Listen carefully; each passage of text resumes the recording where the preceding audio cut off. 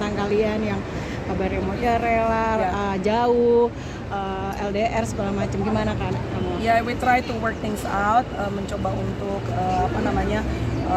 mencoba untuk membereskan hal yang esensial yang perlu dibereskan.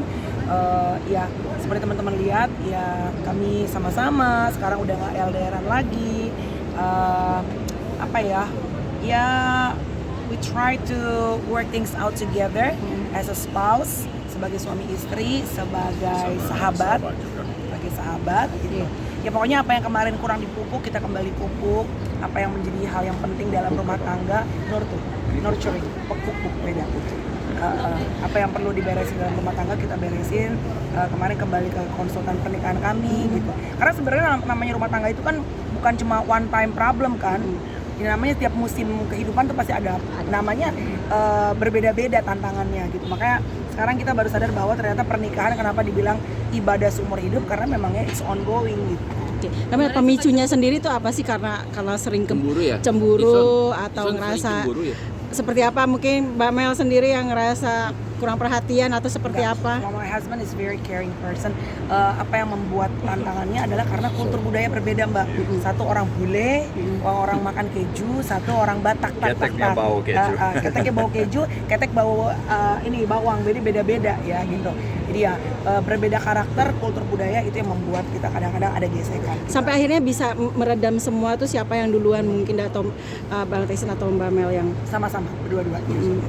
Kamu kemarin jemput ke Australia atau gimana bawa anak-anak kamu? Iya, ke Australia kemarin itu untuk membereskan apa yang kita perlu omongin, karena kan kalau makin jauh sebenarnya suami istri juga nggak baik kan, makin distance hubungannya. Jadi ya akhirnya ke Australia untuk membicarakan, dan akhirnya ya kita balik sama-sama ke Indonesia, dan seperti teman-teman lihat kita udah sama-sama tinggal di Jakarta. Ada tuntutan lain nggak sih, mungkin tadi kan sempat dibilang ke mana, ke ini lagi gitu kan, ada diskusinya seperti apa biar rumah tangga tuh nggak saling lagi ucap cerai atau apa segala macam?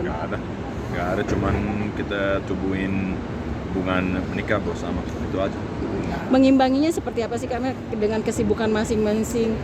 Date night harus ada hari malam bersama berdua ya, karena kan kalau udah punya suami istri, kalau udah punya anak tuh semua anak pergi jalan-jalan juga semua anak, jadi harus ada waktu untuk kencan sama-sama, untuk ya mengencani lagi pasangan kita yang sudah kita nikahi udah berbelas-belas tahun yang lalu gitu.